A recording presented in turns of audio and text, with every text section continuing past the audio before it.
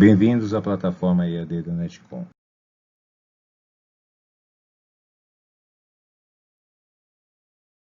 Controlador lógico programável, CLP, módulo 3, vídeo 4. Esse é o último vídeo do assunto sobre arquitetura do CLP. Meu nome é professor Eduardo Mazini. Módulos de saída. Os atuadores são dispositivos que transformam um sinal em uma ação, com o objetivo de atuar sobre um componente que irá realizar o funcionamento de um processo. Componentes que fornecem sinal de saída são conhecidos como atuadores. Os módulos ou interfaces de saída convertem sinais lógicos usados no controlador lógico programável em sinais próprios capazes de energizar os atuadores. Normalmente possuem uma capacidade nominal de acionamento de 2 amperes. Os módulos de interface de saída irão atuar basicamente de 2 tipos. Atuadores discretos, que são os digitais, podem assumir 2 estados definidos, ou os analógicos, que trabalham dentro de uma faixa de valores. Aqui a gente tem uma visão geral do percurso feito pelo sinal de saída digital, que vem do duto interno do controlador, passa pela interface, isolação ótica, saída de atuação e vai para o sistema a ser controlado.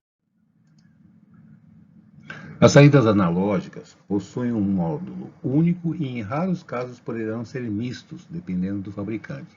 As saídas digitais admitem 2 estados, ligados ou desligados, 0, 1, nível alto ou nível baixo, e nos 3 casos também é de praxe prover o circuito com isolamento galvânico, normalmente do tipo optocoplador, nós já falamos sobre isso. As saídas discretas, basicamente, podem ser 3 tipos: a saída discreta a transistor, a triac ou a relé. Aqui a gente tem o exemplo de uma fotografia de um módulo discreto de saída a relé, um CLP. Nós temos um outro exemplo aqui, ó, de saída a transistor e a fotografia de um módulo de saída analógica. Saída discreta a transistor. Utilizável em sistemas que trabalham com corrente contínua. Pode ser de 2 tipos, do tipo P, que nessa configuração a gente deve ligar a carga entre o potencial negativo da fonte de alimentação de 24 volts e o borne de saída. Aqui a gente tem um circuito de uma saída. E do tipo N, nessa configuração devemos ligar a carga entre o potencial positivo da fonte de alimentação de 24 volts e o borne de saída. O módulo do exemplo do circuito acima é do tipo P.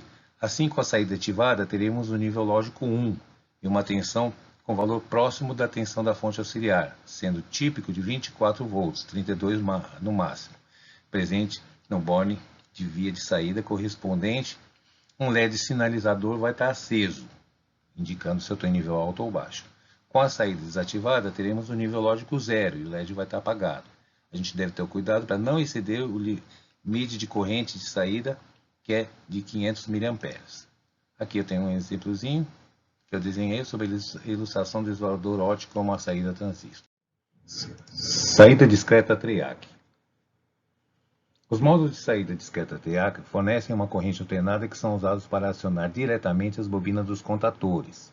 A alimentação normalmente é do tipo full range, ou seja, é possível ligar as cargas cuja alimentação esteja entre 90 a 240 volts. Aqui a gente tem um circuito de saída do tipo P, e a gente tem que observar aqui no circuito alguns elementos importantes. O varistor protege contra o surto de tensão. RC protege contra um disparo indivíduo. Um triac isolado do sistema por acoplador óptico. Triac isolado, normalmente utilizado. Triac isolado com a função do zero crossing. Assim só teremos o acionamento ou desacionamento como passarmos pelo zero da solenoide, evitando, por exemplo, a formação de faísca quando chaveamos cargas indutivas. Aqui eu fiz uma ilustração a respeito do isolador óptico de uma saída triac. Saída discreta a relé. Muito utilizado em função da versatilidade quanto aos sinais a serem comutados, podendo ser ligado tanto em cargas corrente contínua ou corrente alternada. Apresenta um desgaste mecânico proporcional ao número de chaveamentos realizados e à corrente que passa pelos contatos. Para aumentarmos a vida útil dos relés, devemos utilizá-los como contatos auxiliares, ou seja, intercalar entre a saída do CLP e a carga de outro relé de maior potência, ou uma chave estática, conseguindo assim poupar os contatos do relé interno do CLP. As saídas do relé em geral possuem um tempo de resposta mais lento do que as saídas dos transistores da TRIAC. Aqui a gente tem um circuito de saída digital a relé. E quando a saída é ativada, seu respectivo contato fecha e o LED acende. Os contatos dos relés do módulo possuem uma tensão de isolação de 250 volts em corrente contínua e máxima de 2 amperes. Aqui também eu fiz uma ilustração do isolador óptico de uma saída a relé. Os componentes das saídas digitais. São componentes que, ligados às saídas discretas do CLP, são acionados, porém, possibilitam apenas dois estados possíveis, ligado ou desligado, nível alto ou nível baixo, 0 ou 1. Alguns exemplos de atuadores podem ser ligados à saída do CLP. Relézinho eletromagnético. Aqui a gente tem uma imagem dele. Contator, utilizado para manobra de motores. A solenoide, utilizado para interromper um fluxo de um líquido. E os sinaleiros, que indicam o estado da minha máquina. Entradas discretas dos inversores de frequência. Atuam diretamente nos sinais discretos dos inversores de frequência e soft starter para que funcionem conforme parametrizados. Esse tipo de sinal normalmente é enviado através de saídas discretas do relé, pois normalmente esse tipo de equipamento fornece um sinal de tensão para retorno, não necessitando de tensão externa. Aqui a gente tem um exemplo de um inversorzinho de frequência, e ele mesmo fornece o sinal de tensão, por isso que eu preciso utilizar o relé. Agora os módulos de saída analógica.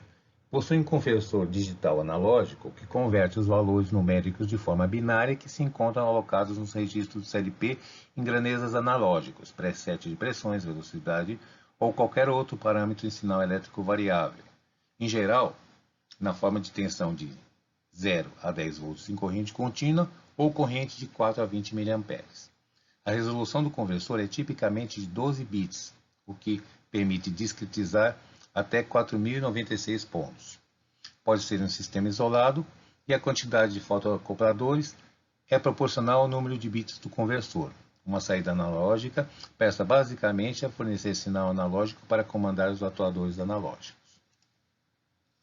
Aqui a gente tem um exemplo de um diagrama de um circuito de saída analógica. Aqui a gente tem um diagrama onde da memória eu estou mandando um sinal direto para o microchip. Esse sinal normalmente é digital, que ele vai converter em sinal analógico. Ele sai para o canal em corrente alternada direto, por exemplo, para um regulador de velocidade de um inversor de frequência. Vamos dar aqui agora alguns exemplos de componentes que podem ser ligados na saída analógica, atuadores.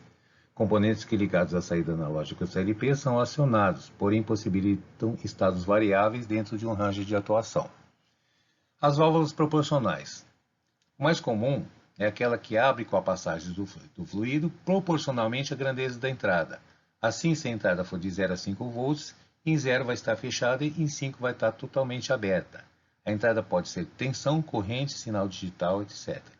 A válvula em si contém um circuito eletrônico que compara o sinal de entrada com o sinal do transdutor acoplado mecanicamente ao dispositivo que controla a passagem, normalmente uma borboleta ou agulha cônica. O amplificador interno procura zerar esses sinais, quando há diferença entre eles. Então, o sinal de entrada que seja 35% da grandeza máxima vai corresponder aos mesmos 35% do atuador de saída. Motores em corrente contínua.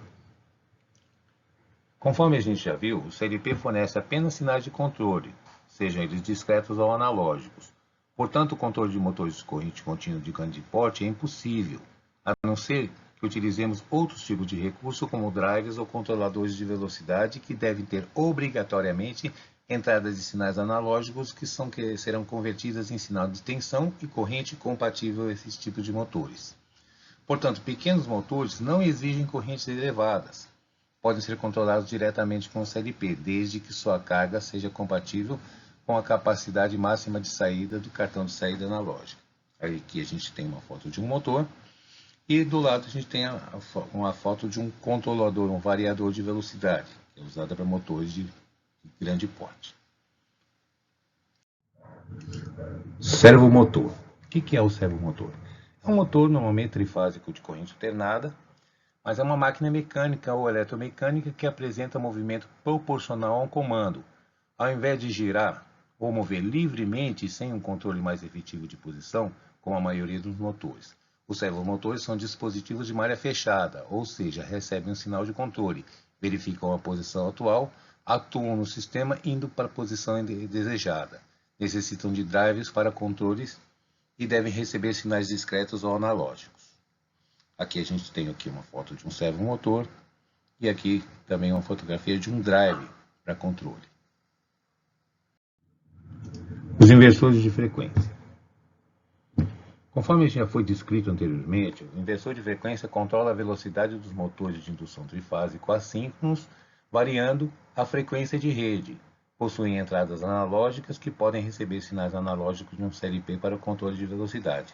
Eles também possuem sinais discretos, mas para atuação, para controle de velocidade, eu preciso de um controle analógico. Aqui eu tenho aqui uma foto do inversorzinho de frequência, de um motorzinho, para a gente poder se inteirar. Os posicionadores rotativos. O que é isso? Controlam o posicionamento das máquinas e equipamentos que exigem grande precisão. São utilizados em máquinas de manufatura de peças muito pequenas e em equipamentos micrométricos, utilizados até em cirurgias. Por que não? Se eu consigo uma precisão, eu consigo até fazer uma cirurgia com ele. Aqui eu tenho um exemplo de um posicionador para cirurgia. Agora vamos falar sobre os periféricos, começando pela fonte de alimentação. Ela fornece todos os níveis de tensão exigidos para os elementos eletrônicos internos do CLP e protege os componentes do CLP contra picos de tensão. Existem casos que uma segunda fonte é necessária devido ao aumento de consumo com a expansão dos módulos de saída. Certos modelos de CLP são projetados para trabalharem com a tensão de alimentação de 220 volts e outros trabalham em 24 volts em corrente contínua. Geralmente são construídos no mesmo formato dos cartões e a CPU para encaixe no rack. Então aqui eu tenho um exemplo da fonte de alimentação e do outro lado eu tenho a mesma fonte de alimentação interna, ela é aberta. Agora as baterias externas. As baterias externas são usadas em alguns tipos de CLP para suportar quedas de tensão, mantendo o equipamento em funcionamento. Funcionam de forma similar ao no-break. Utilizadas também para guardar as configurações dos equipamentos. As baterias do CLP normalmente são recarregáveis do tipo longa-vida, chegando até 10 anos de vida útil, podendo manter os dados de energia elétrica até por 30 dias. Aqui a gente tem aqui um exemplo, uma fotografiazinha, sabe, de uma bateria externa do CLP. Aqui é um rack modular. Tá? É a caixa para acomodação dos componentes do CLP, como fonte de alimentação, CPUs, slots, módulos de entrada e saída, que é utilizada somente em CLPs do tipo modular. Seus canais permitem uma substituição rápida de todos os componentes do CLP. Então, o que acontece? Ele é expansível, se eu quiser aumentar o tamanho desse rack, é só eu ir encaixando os encaixes dos slots. E para uma manutenção é muito simples. Me deu algum problema em algum módulo, eu simplesmente tiro um e coloco o outro, sabe, de uma forma bem rápida. Então a manutenção dele é bem rápida. Aqui tem as fotografias deles, dá uma imagem, do rack do CLP modular, que eu posso expandir o quanto tiver necessidade. Vou falar um pouco sobre EIHM, que é EIHM, é interface homem-máquina, tá? Que é conectada ao CLP. Ela serve para programação local e também para monitorar o andamento do programa, as variáveis internas e os dispositivos de campo. Elas podem ser portáteis ou não. Alguns exemplos. Primeiro, Panel View. Panel View, que eu posso estar conectado direto no CLP e estar programando por ele. O PC. PC é o mais comum. Hoje em dia se usa muito o notebook, então o próprio PC, dependendo do tamanho da indústria, para que eu possa fazer a programação do CLP. E o terminal de programação, infelizmente, ele não é mais usado. Antigamente esse terminal ele servia exclusivamente para programar o CLP e para descarregar o programa nele. Bom, eu agradeço a atenção de todos. Hoje a aula foi referente à arquitetura do CLP.